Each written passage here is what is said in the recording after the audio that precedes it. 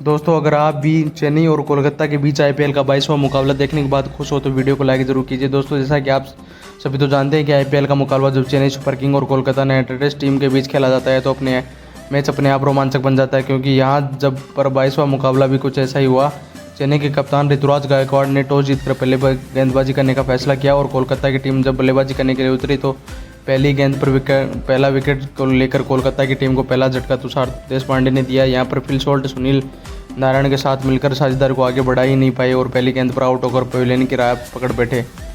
दोस्तों Phil Salt का जब विकेट गिरा तो बल्लेबाजी करने के लिए उतरे अंगकर्षक रघुवंशी और सुनील नारायण ने मिलकर अब साझेदार को कई हद तक संभाल लिया था।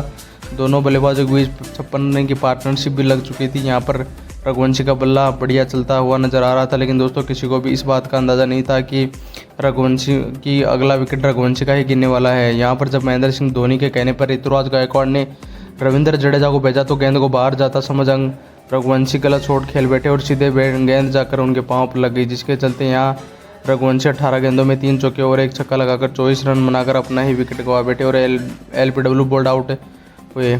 जैसे ही रघुवंशी हुए तो यहाँ पर कोलकाता नाइट राइडर्स की टीम का स्कोर 56 रन पर 2 विकेट हो चुका था। अब दोनों बल्लेबाजों के आउट हो जाने के बाद कप्तान श्रेयस अय्यर, जहाँ सुनील नारायण और श्रेयस अय्यर ने मिलकर साझेदारी आगे बढ़ाने की ज़रूरत थी, लेकिन दोस्तों यहाँ पर रविंद्र जडेजा आखिरकार सुनील नारायण को भी कांटे नहीं देने वाले थे। इसी 7वें ओवर की 5वीं गेंद पर रविंद्र जडेजा ने मते तीक्ष्णा के हाथों सुनील नारायण को भी चलता किया और 20 गेंदों पर 3 चौके और 2 छक्कों की बदौलत 27 रन बनाकर आउट हुए और 4 रन के भीतर ये तीसरा बड़ा झटका भी कोलकाता की टीम को लग गया। अब 3 बड़े विकेट गिर जाने के बाद कोलकाता की टीम पूरी तरह से दबाव में आ चुकी थी। उनको समझ नहीं आ रहा था कि यहाँ पर किस तरह से अब बल्लेबाजी की जाए, क्योंकि गेंद जो थी पिच का सहारा लेते हुए काफ़ी रुकती हुई बल्लेबाजों के पास पहुँच रही थी। इसी का फायदा उठाते हुए महेंद्र सिंह धोनी ने चालाकी चली और उन्होंने सारी गेंदों को वाइड जोर कर लेंथ की फेंकने को अपने गेंदबाजों से बोला। इनका परिणाम यह हुआ कि कोलकाता की टीम ने एक के बाद एक विकेट गिरते चलते गए। वेंकटेश अय्यर का साथ निभाने के लिए आए तो वो भी टिक नहीं पाए और रविंद्र जडेजा ने डेरी मिचेल के हाथों वेंकटेश अय्यर को मात्र 3 रन के स्कोर पर ही चलता किया और वेंकटेश अय्यर जब आउट हुए तो कोलकाता की टीम ने अपने 4 बड़े विकेट गंवा दिए थे। अब रमनदीप सिंह ने कई हद तक श्रेयस अय्यर के साथ मिलकर पारी को संभालने की कोशिश तो की, लेकिन वो भी 13 रन बनाकर ही महेश तीक्ष्णा की गेंद पर बोल्ड आउट हो गए और 5 विकेट गंवाकर कोलकाता की टीम ने मात्र 85 रन जोड़े। यहाँ पर कोलकाता ने एक के बाद एक विकेट गिरते जाना ही इस मुकाबले को उनको बैकफुट पर ढकेलने चला गया। यहाँ पर रमनदीप सिंह आउट हुए तो रिंकू सिंह ने हर किसी से उम्मीद थी कि वो अय्यर के साथ मिलकर साझेदार को संभालेंगे, लेकिन दोस्तों तुषार देशपांडे ने उनको वकर लेंथ की गेंद डालकर बोल्ड आउट कर दिया और रिंकू सिंह भी 14 गेंदों पर मात्र 9 रन बनाकर ही चलते बने। अब कोलकाता की टीम पर इतना दबाव हो चुका था कि वे 6 विकेट मात्र 112 रन पर गंवा देने वाले श्रेयस अय्यर और आंद्रे रसेल मात्र उम्मीदें बचे हुए थे। लेकिन आपको बता दें कि 17वें ओवर में आंद्रे रसेल की एंट्री हुई। उनको इस मुश्किल स्थिति में कम से कम कोलकाता के लिए बल्लेबाजी करने के लिए 13वें ओवर में ही आ जाना चाहिए था, जिसका खामियाजा नहीं हुआ कि आंद्रे रसेल के बीच मैदान पर इस पिच को बांधने का समय ही नहीं मिला और अपना विकेट भी वह तुषार पांडे को दे बैठे।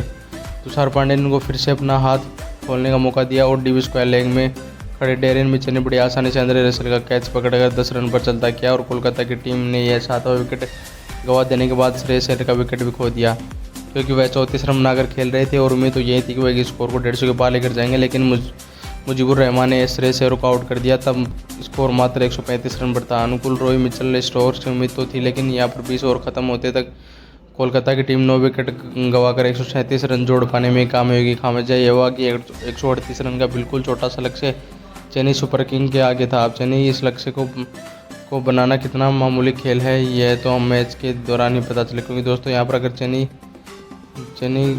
पिच की बात करें तो गेंदबाज ज़्यादा सफल और कारगर साबित हो रही थी। यहाँ पर सोचने वाली बात है कि चेन्नई सुपर किंग के खिलाफ हार की गेंदबाजी आखिर क्या रंग दिखाती है। यहाँ पर अब दूसरी पारी की शुरुआत हुई, जहाँ चेन्नई के लिए पारी की शुरुआत करने के लिए सचिन रविंद्र और ऋतुराज गायकवाड़ यहाँ पर दोनों बल्लेबाजों ने ठान लिया था कि पावर प्ले का अच्छे से इस्तेमाल करके स्कोर को तेज़ी से आगे बढ़ाना पड़ेगा, तभी इस मैच में हमें बढ़त मिल पाएगी।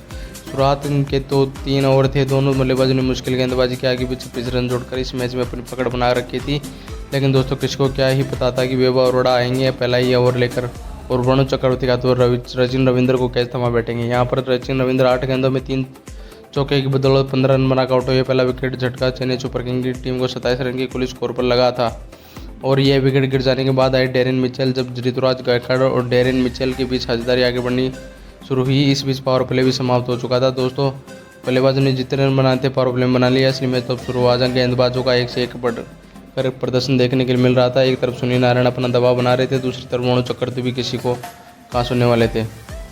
देखते देखते चेन्नई सुपर किंग की टीम अब बैकफुट पर जाती हुई नजर आने लगी क्योंकि लगातार दबाव तो बनता जा रहा था, लेकिन इस दौरान दबाव को रिलीज कर दिया ऋतुराज गायकवाड़ ने, जिन्होंने सबसे पहले तो अपनी टीम को 50 रन के पार पहुंचाया। एक समय था जब कोलकाता की टीम मैदान पर इतना ज़्यादा स्ट्रगल कर रही थी पिच को लेकर, लेकिन ऋतुराज गायकवाड़ की बल्लेबाजी देखकर एक पल के लिए वैसा नहीं लगा कि इस पिच में कोई खराबी है। उनका साथ निभाने के लिए डैनी मिचेल ने मिलकर 50 रन की साझेदारी कर डाली।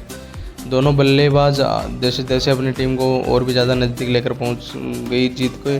और यहाँ 8 ओवर में चेन्नई सुपर किंग ने 67 रन की पारी खेल दी। मात्र यहाँ से विकेट गिरते तब भी चेन्नई की टीम को मात्र बेहतर गेंदों में के लिए 71 रन बनाए थे और मुकाबला पूरी तरह से चेन्नई के हाथों में था। लेकिन दोस्तों किसी को इस बात का अंदाजा नहीं था मुकाबले से करवट बदलेगा। मैच अंतिम ओवर में पहुंच जाएगा और रोमांचक मुकाबले की सभी हदें पार हो जाएगी। अंतिम ओवर में जब चेन्नई सुपर किंग और कोलकाता नाइट राइडर्स की टीम के बीच मुकाबला पहुंचा, मैच को चेन्नई सुपर किंग ने बड़े ही मजेदार अंदाज में अपने नाम करके IPL 2024 में 2 पॉइंट अर्जित कर लिए और चेन्नई सुपर किंग की टीम इस मुकाबले को जीत गई। दोस्तों इस मैच में ऋतुराज गायकवाड़ की कप्तानी को आप कितने अंक देना चाहते हैं, आप हमें कमेंट करके जरूर बताइए।